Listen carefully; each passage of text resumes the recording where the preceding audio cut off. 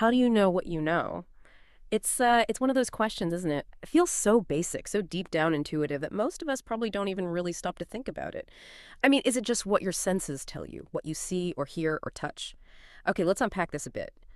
For so many of us, it feels completely natural. Like if we experience something directly, with our own eyes, our own ears, our hands, well, then we know it. I see this desk, so I know it's brown. I feel the warmth from my mug, so I know the coffee's still hot. I hear that siren outside. I know an emergency vehicle is going past. It just seems, well, straightforward. This link between sensing things and knowing things feels almost self-evident, doesn't it? But what if, and this is the fascinating part, what if one of the most brilliant minds in history argued that this whole assumption, this bedrock idea, is actually fundamentally flawed? What if this seeing is believing or perception equals knowledge idea is actually, well, a kind of dangerous illusion, a really shaky foundation for anything we want to genuinely call truth? Yeah, what's really striking here is that we're diving deep into Plato's incredibly rigorous and actually quite radical examination of all this knowledge, perception. It's mainly in dialogue, the Theaetetus. And, this isn't just some dusty, abstract, philosophical argument stuck in the past. It really hits at the foundation of how we understand truth, how we grasp reality, even how certain we feel about things in our modern world.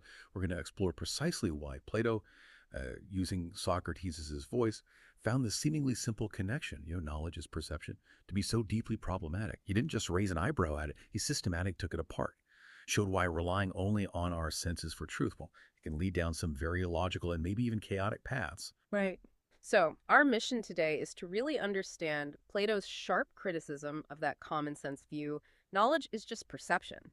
We'll look closely at the powerful arguments he used to challenge it, expose its weaknesses, and then, importantly, explore what he suggested instead. What do you think was a more robust, a more stable, and, well, arguably a more reliable foundation for what we can truly call genuine knowledge? So, yeah, get ready to maybe question everything you thought you knew about knowing itself.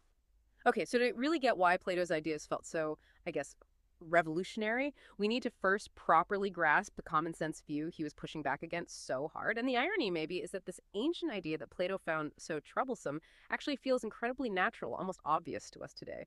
We live in an age, don't we, where empirical knowledge we get from observation, from experience, is basically king. If you're a modern person, steeped in science, technology, observation, the idea that empirical knowledge depends on or comes from perception just makes complete sense. It's how we operate. We gather data through observation, right? Through experiments where we carefully record what we see, what we hear, what we measure using our senses.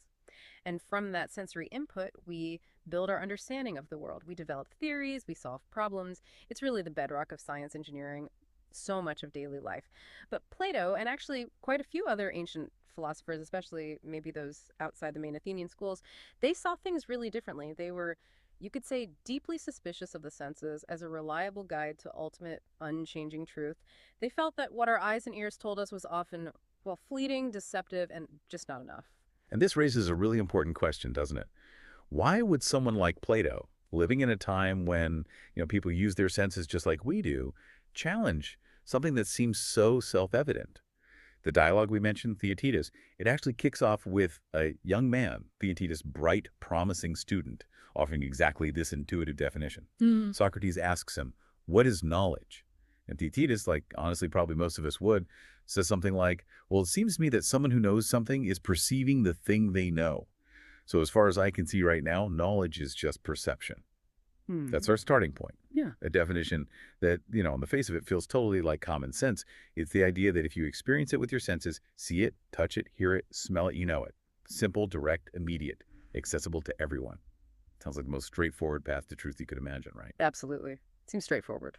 But, as we're about to find out, this apparent simplicity, well, it can hide some really deep complications. It can lead you into some intellectual quicksand. Right, because this is where it gets really interesting. Socrates, doing his typical thing, his intellectual judo, he doesn't just take Theaetetus's simple idea at face value. No, he cleverly connects it to a much more famous and, for many, a pretty provocative doctrine from the sophist Protagoras. Man is the measure of all things. Now, on the surface, that sounds, well, it sounds kind of empowering, maybe even liberating. Man is the measure. It does, initially. It means that for you, the individual, any given thing, is to me such as it appears to me, and is to you such as it appears to you. Your personal, subjective perception becomes the ultimate standard, the final say on truth. Yeah, the ultimate arbiter. Let's make that really concrete. Imagine, okay, you're outside on a breezy autumn day. For one person, that wind might feel undeniably cold, makes them shiver, pull their jacket tight. They might say, wow, it's freezing out here. Hmm. But someone else, standing right there next to them, feeling the exact same wind, to them, it might feel pleasantly warm, maybe a nice breeze on a slightly stuffy day. They might say, oh, what a lovely warm breeze. Right. Different perceptions of the same thing. Exactly. And according to Protagoras' doctrine, both of them are completely right because their perception is infallible for them. There's no objective coldness or warmness out there beyond what each individual feels. Your perception is your reality, and nobody else can challenge that reality based on their own perception. Precisely. And this point is so compelling and also maybe a bit unsettling because it really does make individual perception the ultimate, undeniable judge of what's true. If you perceive it that way, then it is that way for you, full stop. There's no higher court you can appeal to, no objective standard to check against. This view basically says there's no objective truth, no universal benchmark beyond your own subjective experience. Truth becomes entirely relative to whoever is perceiving. So if I feel the wind is cold, it is cold for me. If you feel it's warm, it is warm for you. Exactly. And neither of us can really say the other is wrong because for each of us, our own perception is infallible. It creates this personal, unchallengeable bubble of truth around every individual. But hang on, if you push that idea, imagine a society where everyone's perception, everyone's my truth, is equally valid, equally untouchable. How do you ever agree on anything? That's the problem Plato jumps on. Yeah, like scientific facts, Yeah. historical events, even basic moral principles. Exactly. How do you reach consensus? Plato saw this as just intellectual anarchy, a direct attack on the very possibility of shared truth, of rational discussion.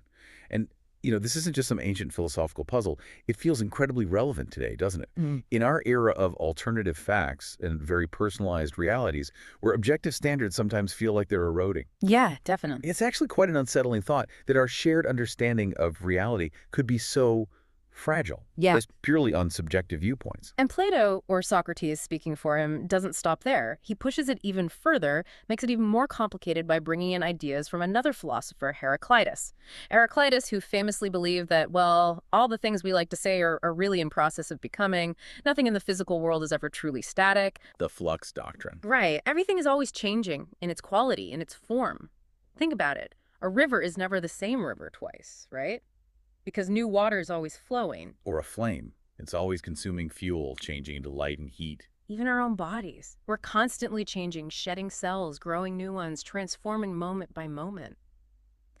Heraclitus took this idea of constant change, this universal flux, to its absolute extreme. Permanence for him was just an illusion. And what's really fascinating here, intellectually speaking, is what happens when you combine Protagoras' idea that perception is infallible for the individual with Heraclitus' idea that everything is in constant flux. Perception, which was already subjective and individual, now becomes even more unstable, even more fleeting as a possible basis for knowledge. Plato argues that the very act of perceiving is itself an interaction. It's between an object and a sense organ, say your eye. But according to Heraclitus, both of those things are always changing. Ah, okay. So not just the thing you're looking at is changing, but your eye itself or your state of being is also changing. Exactly. If the perceiver is changing and the thing being perceived is changing, how can there possibly be anything stable enough, anything consistent enough to actually know? The source we're looking at gives a brilliant example for this. Think about wine. Wine might taste sweet to someone when they're ill, but it doesn't taste sweet when they're well. Right. Same wine, different perception. Precisely. Here, the change in the perceiver, their health, their body chemistry, actually causes the change in what's perceived. The taste of the wine changes for them. So it's not just the external world being in flux, it's us as perceivers also being in this constant state of transformation. Our internal state deeply influences what we perceive. Making the truth of that perception incredibly dependent on the specific moment and very fleeting. Totally fleeting. If my tongue changes, the taste of the wine changes for me.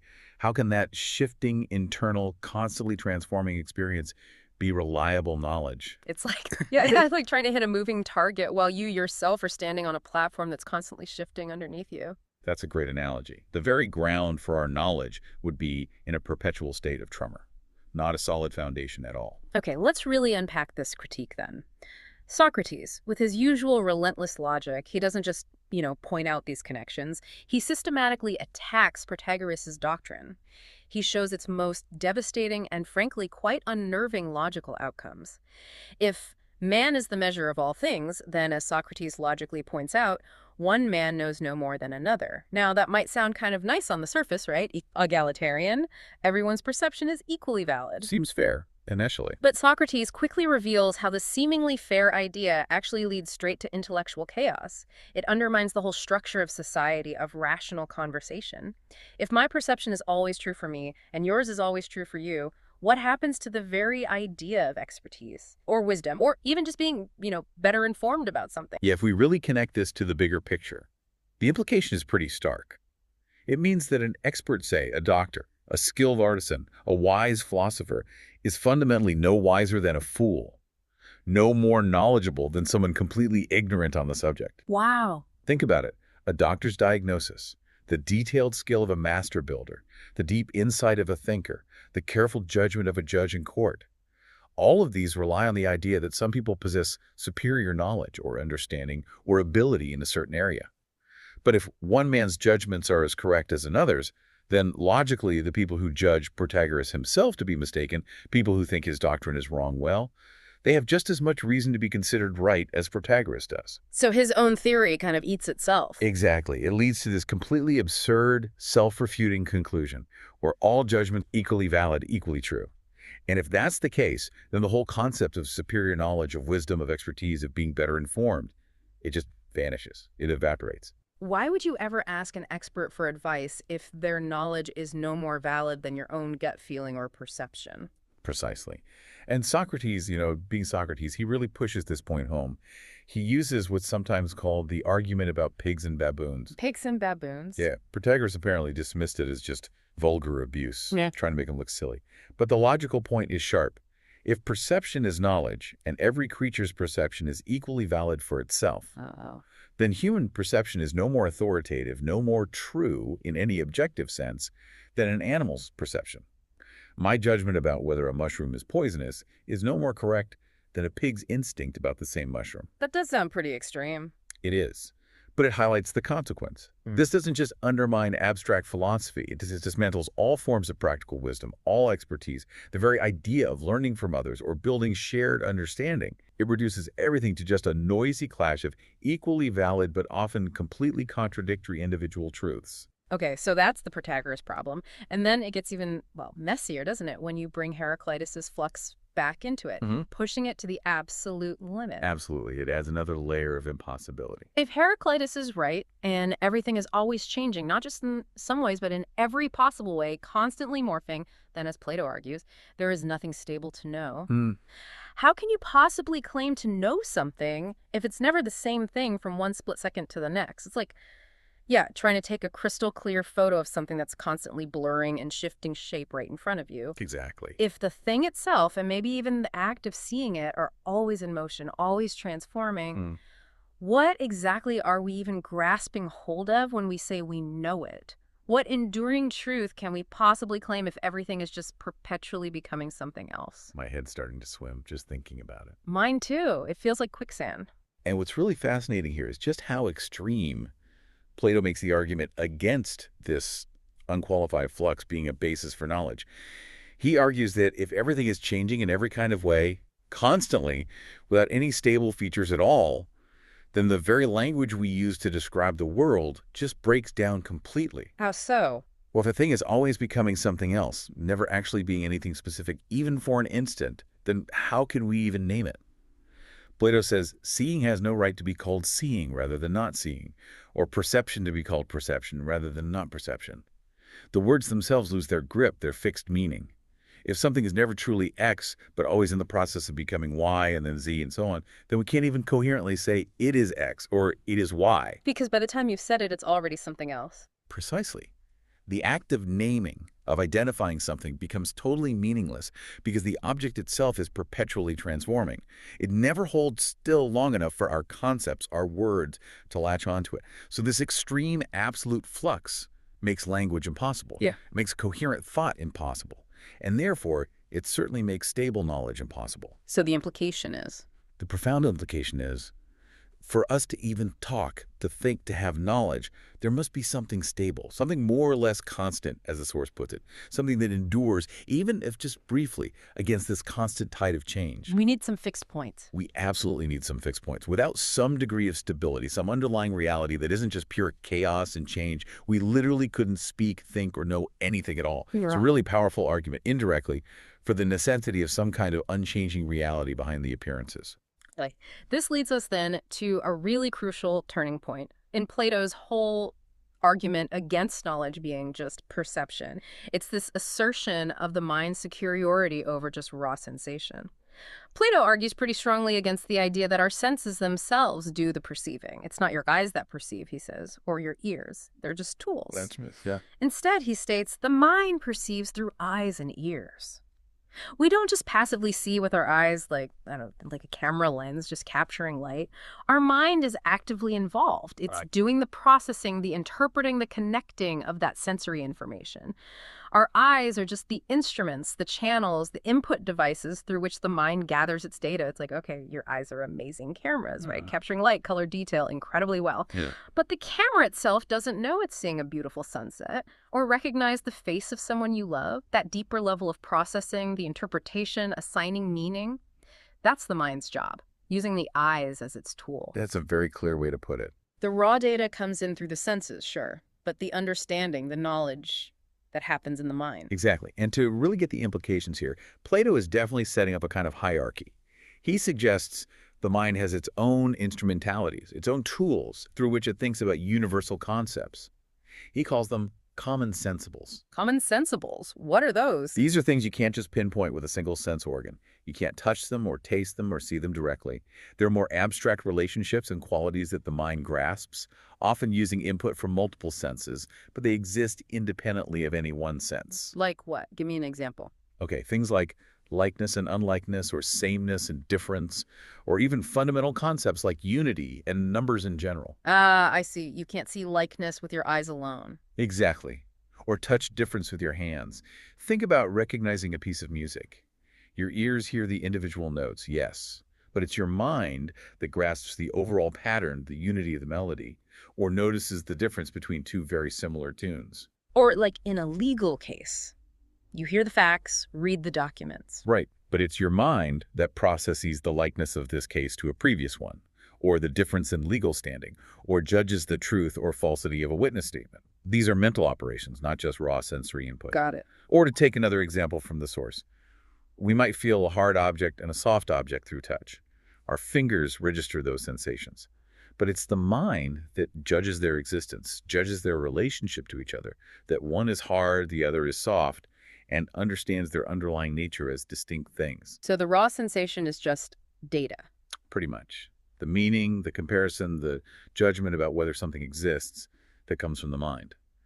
The senses present the what, maybe, but the mind interprets the how, and crucially that it is.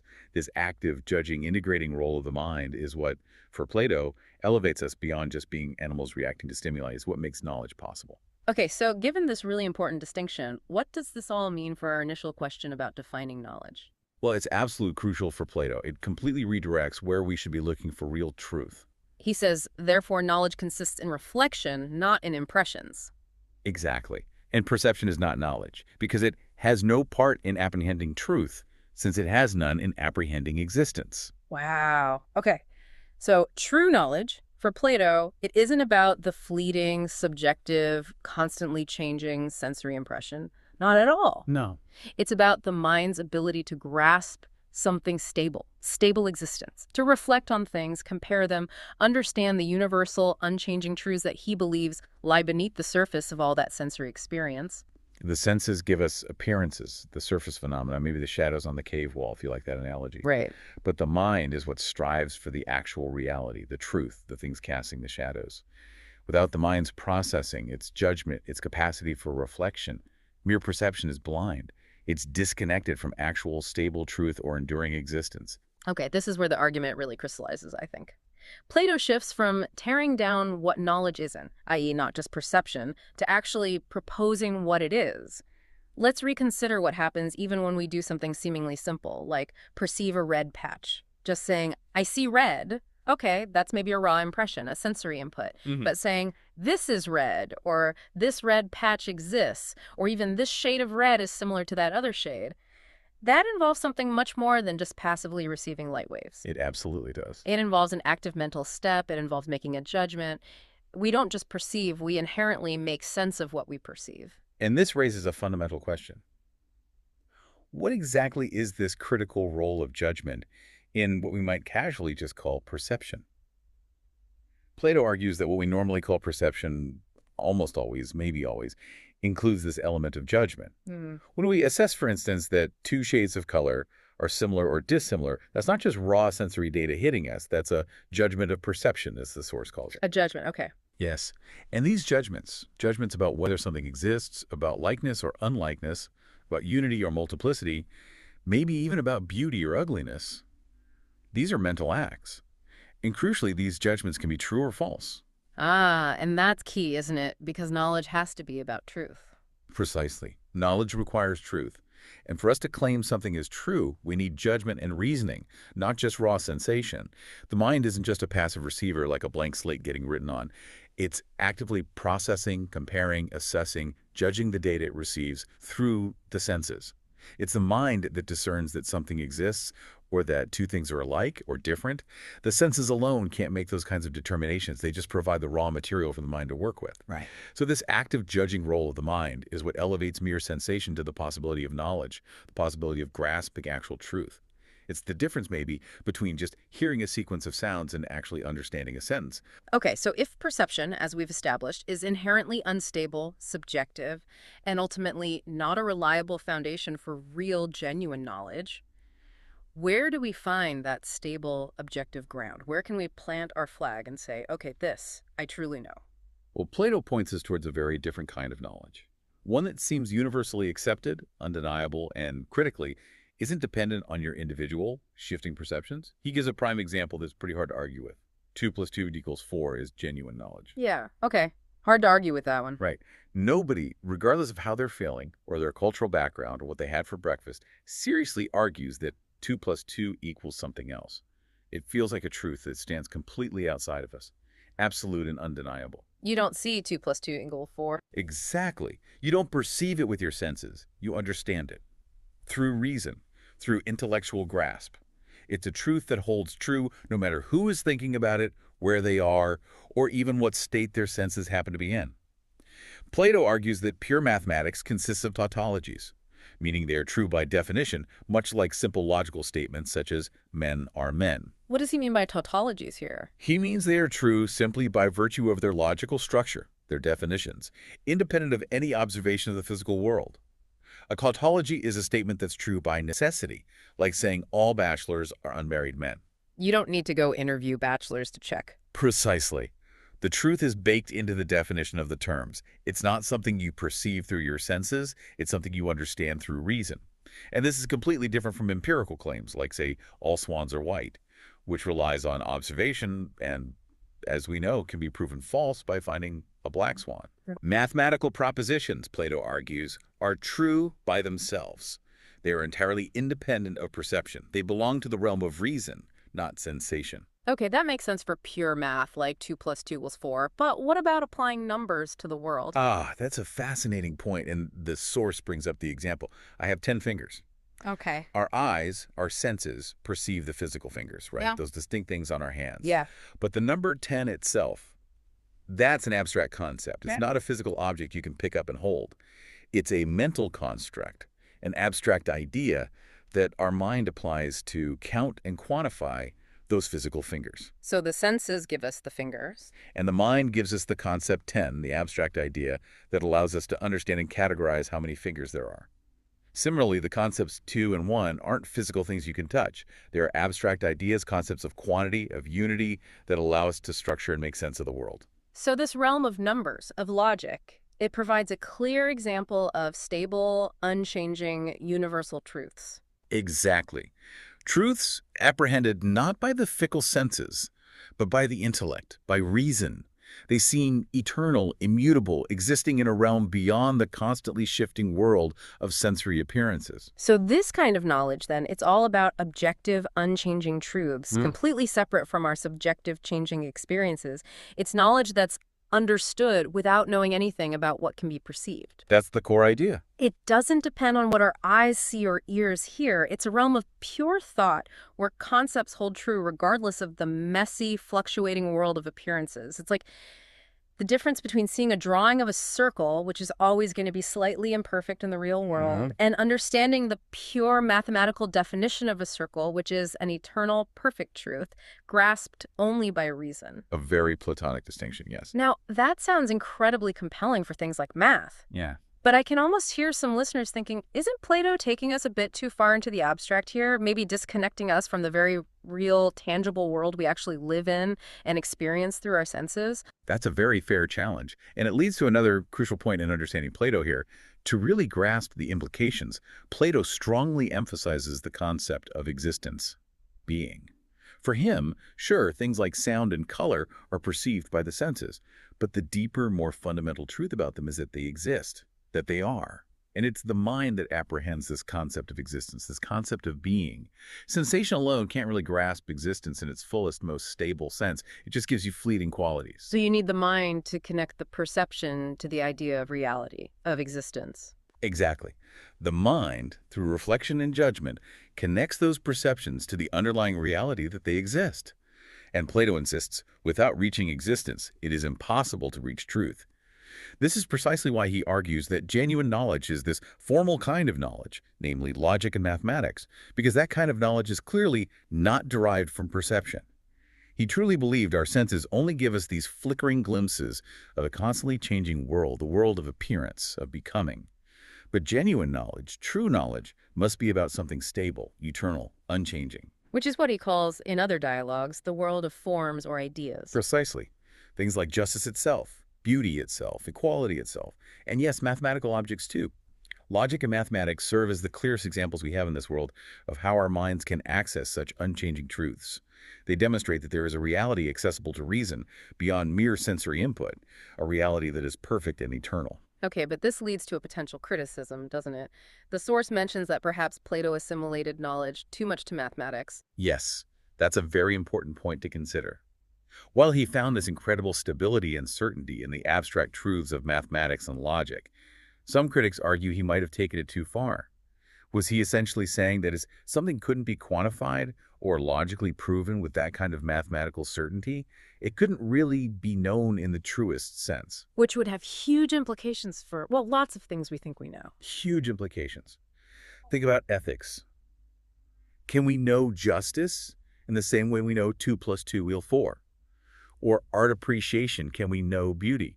Even empirical sciences themselves, which obviously rely heavily on observation, even if that observation is then processed by the mind. This very Platonic view suggests a definite hierarchy of knowledge. Pure reason, dealing with eternal forms, is at the very top. This potentially comes at the expense of valuing other ways we understand the world, ways that are perhaps more grounded in experience or interpretation. So can we truly know something like justice or goodness with the same certainty as a mathematical theorem? Plato would argue, yes, absolutely. But it requires a difficult intellectual journey. It requires the mind to ascend beyond the sensory world and grasp their eternal, unchanging forms through reason. It's a really powerful model for achieving certainty, but it's definitely one that invites its own set of challenges, especially concerning the full scope of what human knowledge can encompass. Indeed. A powerful and incredibly influential stance. It shaped philosophical thinking for centuries. Hashtag Altrefs. So we've really journeyed through Plato's profound challenge to our everyday common sense ideas about knowledge today. We started with that intuitive feeling. Knowledge is just perception. Seeing is believing seems simple. Still simple, yeah. But then we saw how Socrates, through that incredibly rigorous argumentation in the Theaetetus, just systematically dismantled that whole view. He really exposed the instability, the radical subjectivity of just relying on sensory experience. First, by linking it to Protagoras' man is the measure idea, which, as we saw, threatened to dissolve all truth into just individual whim. Right, leading to that intellectual anarchy. And then adding that concept of constant flux from Heraclitus, showing how a world that's always changing offers absolutely no stable ground for real knowledge. We explored why, for Plato, these ideas combined made genuine stable knowledge seem impossible. It led to a world where expertise just vanishes, and maybe even language itself starts to break down. Then we turned to Plato's alternative, his solution. We dug into why he argued that the mind, not the senses, holds the key to grasping universal, unchanging truths. We saw how the mind actively judges, reflects, moves beyond just raw sensation to grasp those common sensibles. Things like likeness, difference, number concepts, our senses alone just can't get hold of. And ultimately, we discovered that, for Plato, genuine knowledge finds its clearest, most perfect example in those formal abstract truths of logic and mathematics. Right, truths that are infallible, unchanging, grasped by reason alone, completely independent of the shifting sands of perception. And for him, they pointed towards that deeper reality, the reality of the forms. So this whole deep dive really reveals that for Plato, getting to true knowledge means moving beyond just what appears to us moment by moment. It demands that we really engage our minds in reflection, in judgment, in pursuing stable, universal truths, rather than just passively soaking up sensory data. It's a call for intellectual rigor. It really is. Yeah. So maybe a final thought for you listening. What daily facts or understandings do you currently hold as absolutely true that might, if you put them under Plato's intense scrutiny, turn out to be maybe just fleeting perceptions? That's a challenging question. It is. What does it truly mean to know something in a way that goes beyond just your immediate experience and connects to something deeper, something more stable, more enduring reality? Something definitely to mull over as you navigate your world.